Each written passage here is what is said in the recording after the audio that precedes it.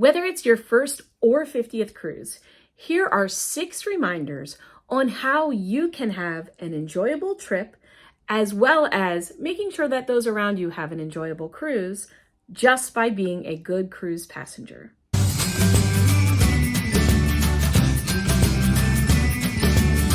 Number 1, be nice to the cast members. They work really hard. They are working extremely long hours. We have seen our server at the breakfast buffet all the way through our dinner meal, and they work a lot of hours. And I know when I work a lot of hours, I get extremely tired. I can feel irritable, and I've never had a cast member act that way towards me. So I know that the same can kind of go for a cruise passenger when you've had a really long day. Maybe your kids are not having it that day. They're being a little rambunctious. It can be easy for yourself to get irritated, but please don't take that out on cast members. I promise you, they are there to make your trip magical. If you were to have any kind of issue or problem, know that there are plenty of people that you can talk to on board in a responsible adult-like way instead of taking it out on the really hardworking cast members. And keep in mind that they have been away from their family for a pretty long contract as well. And they're really trying to make your trip magical. They are not trying to have you upset or be in a bad mood. So usually any problem can be resolved by just talking to someone and being nice. Number 2, and this is a really, really huge one. You need to make sure that you pack your manners. When you pack your suitcase, please pack your manners with them. Maybe pack an extra set if you can. And I say this because I have seen people reacting or acting on a cruise with little to no manners, and there's no place for that, especially when you are in basically an enclosed vessel with all of the same people for about a week.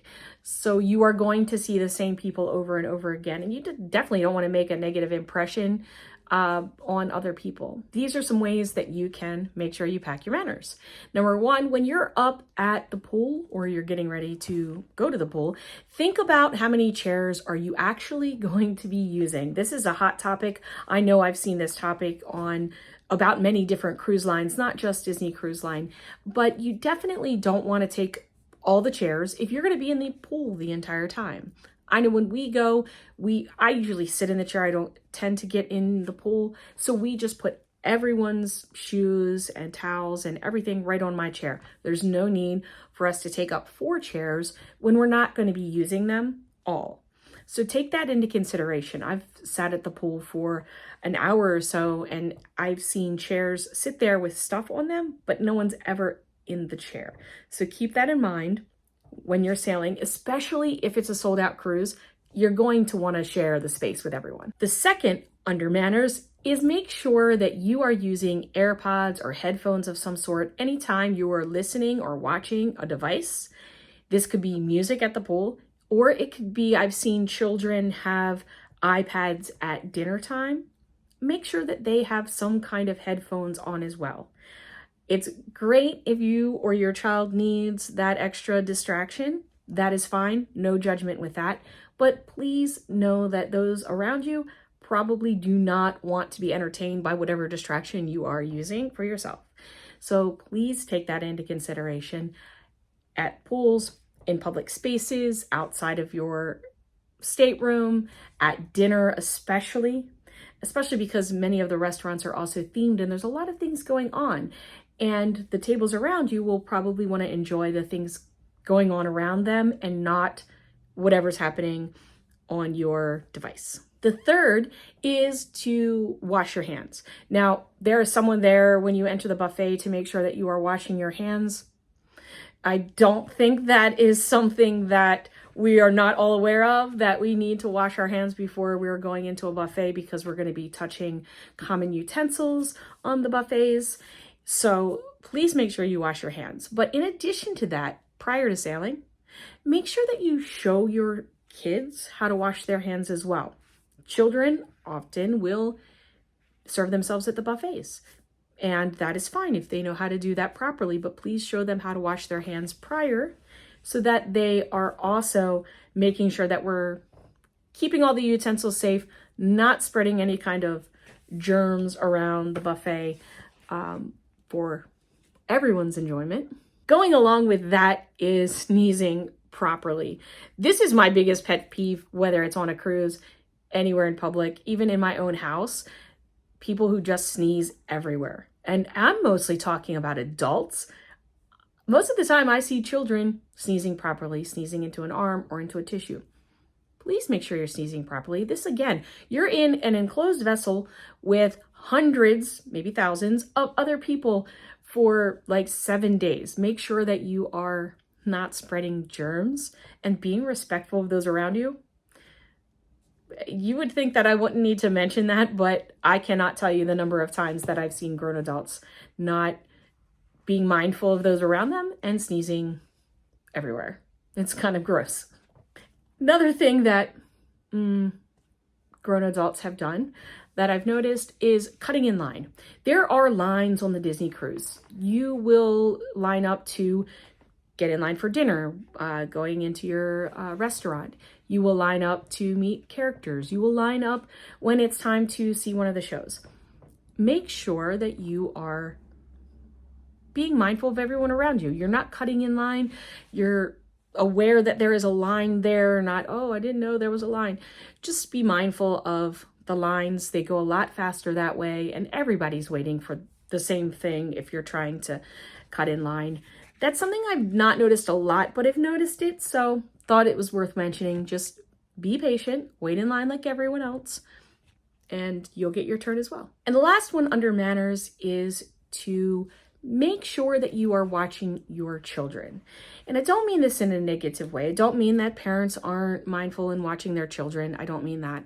Well, what I mean by that is that everyone is excited by being on the cruise. And we tend to forget that we have to also watch everyone else. So make sure that your children are being watched at the buffet, especially if they're really small.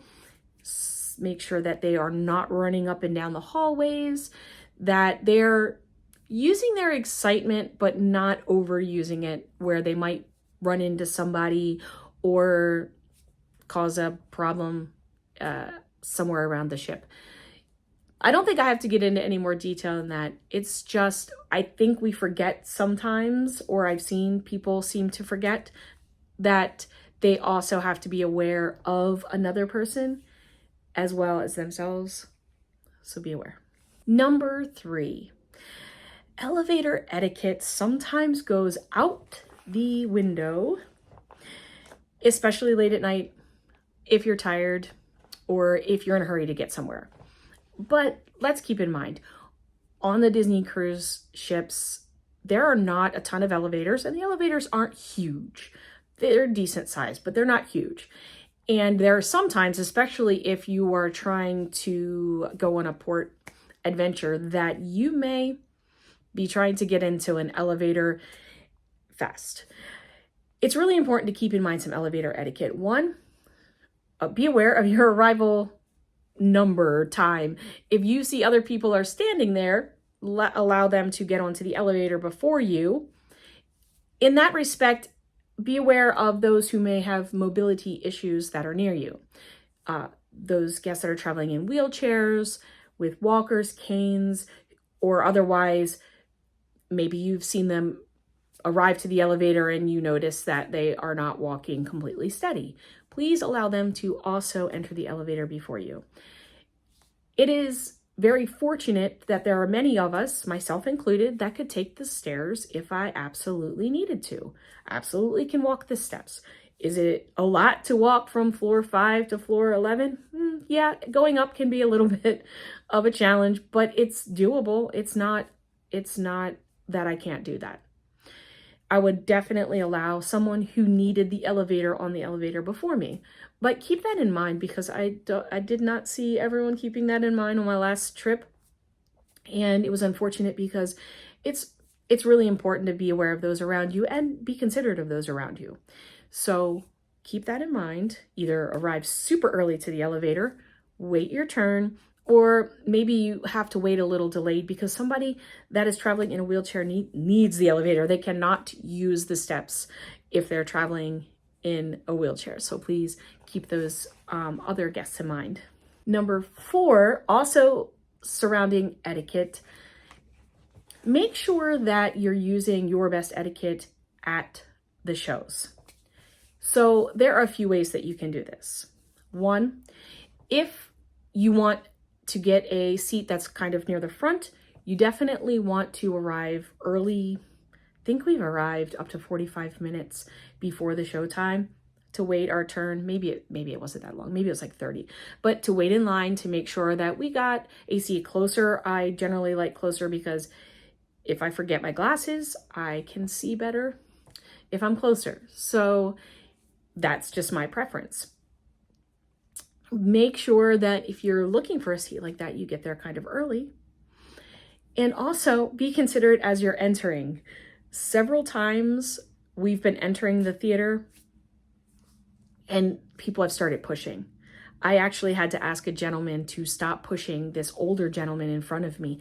We were maybe 5th or 6th in line. We weren't even far back. And the person in front of us was pushing another gentleman. And I was afraid that he was going to fall. I spoke up and said something to him. Please don't push this man. There's no need to be pushing. I've never not gotten a seat in the theater.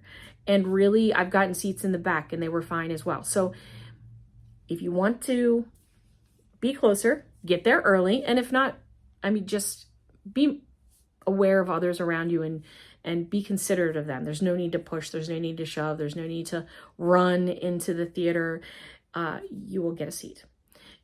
In the same consideration, if you have a really small child with you that may not want to sit through the whole show, couple things to keep in mind. One, if it's a baby, you may want to choose an aisle seat. That way, if your baby starts to cry, you can exit with your baby so as not to disturb anyone around you. I know I've had to do that before.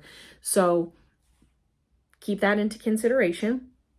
And please do remove your child if you need to. I don't think I need to say that. And hopefully I'm not going to get any kind of negative comments about that. But some people don't. And then it's disruptive to everyone else. And that's not fair. If you know that your child might become disruptive because it's kind of late, you want to see the show, but your child may not want to see the show, they do offer in the stateroom on the TV, there is an option to see a stage show on your TV. It's not the live version, but it is a version. It's an option for you if you feel that might be a better option. Also, if you're someone that's like, I'm going to come take a peek at the show, but I don't know if I'm going to stay to the show, sit in the back. That way you're not disruptive to anyone who might be in front of you, or sit on the edge so that way you can just make a quick exit. There's nothing wrong with that. There's so much to do and see on a Disney cruise that you may not want to stay for the entire show. I popped into a magic show. I popped in late, sat in the back. I watched for a little bit. It was good, but then I left, and hopefully I wasn't disruptive to anyone because I, just kind of stayed in the back and sat on the end.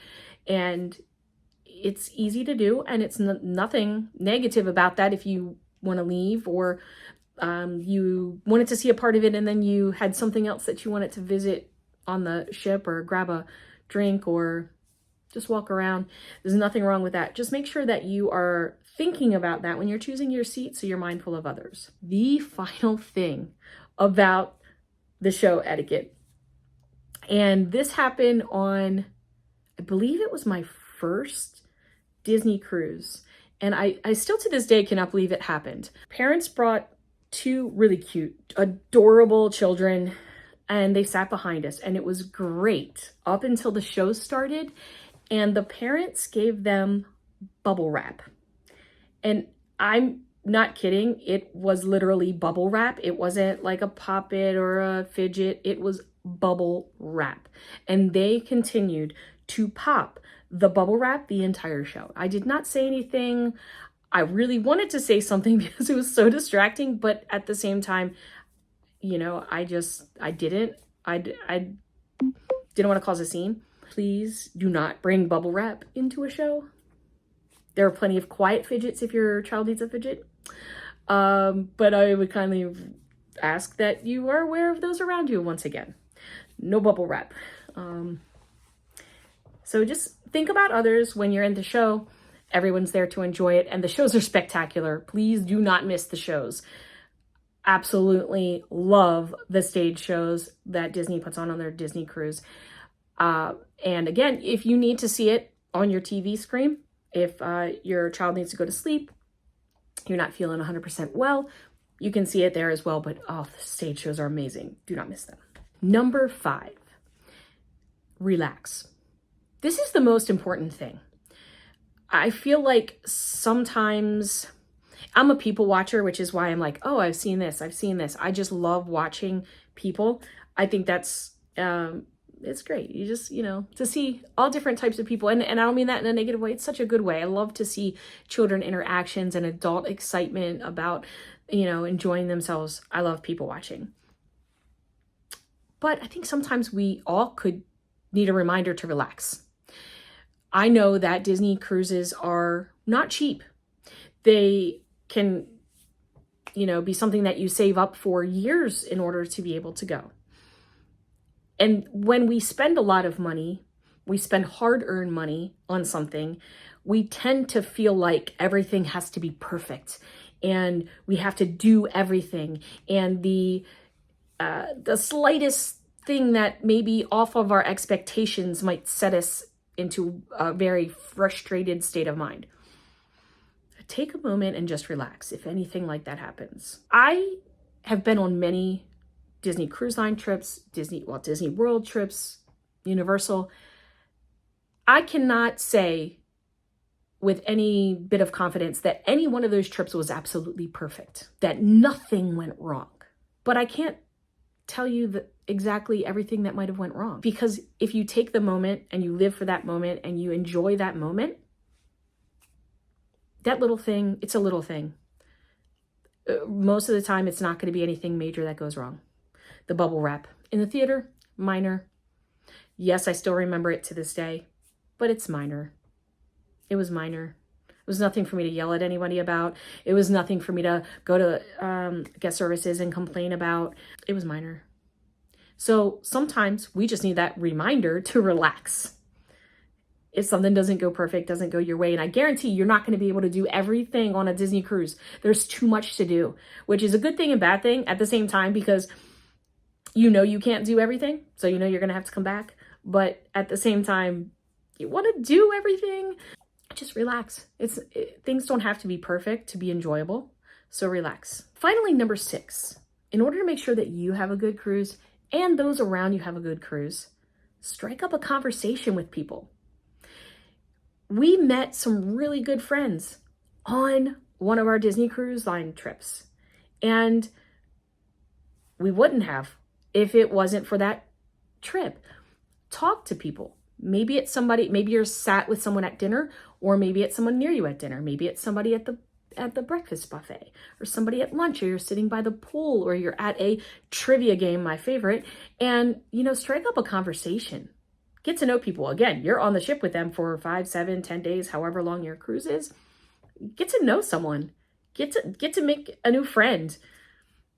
That could be the best part, the best way to be a good cruise passenger and have a good cruise. So thank you for coming to my TED Talk. I feel like it was a TED Talk and not really like tips, but it was tips.